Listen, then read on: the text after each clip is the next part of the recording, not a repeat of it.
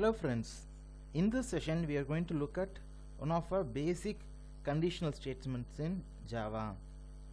Generally, if you look at during execution time, a program's flow will be like a free flow from top to bottom and one execution after the other. So if you want to imagine, it is like a free flow of a river water in your own stream. So it just flows automatically until you have a control or deviation mechanism like a check dam, correct? So even in our programming world or programming logic, we need a check dam to control the flow of statements. So one of them is the if conditional statement, that is also called as a branching statement. So based on a condition, we can execute a set of specific statements. So only if that condition is true, the statements inside it will be valid to be executed.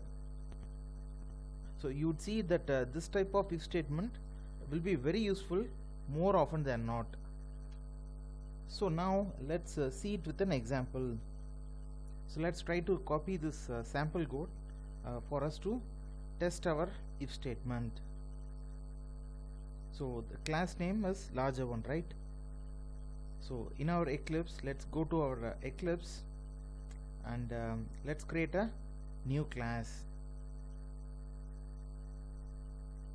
So here we need to give the class name as larger one, and then we will paste our sample code that we copied, and let's just run directly. Okay, let's see what it is. So run as Java application. So when you run, enter value for x1. Let's give it as 1, 2 and then 2. So the largest number is 2. So it gives the result we needed. So it's a simple program. Okay, firstly they have declared 3 variables, x1, x2 and x3.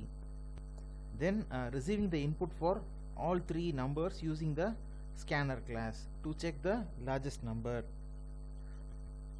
So for our simplicity, let's just have just 2 numbers to check them. Okay, so let's remove that x3 totally from our program. Okay, so just to make it simple, so it's simple enough for us to understand.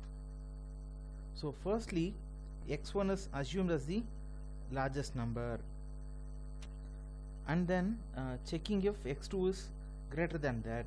If so, then making x2 as the largest number and printing the largest finally.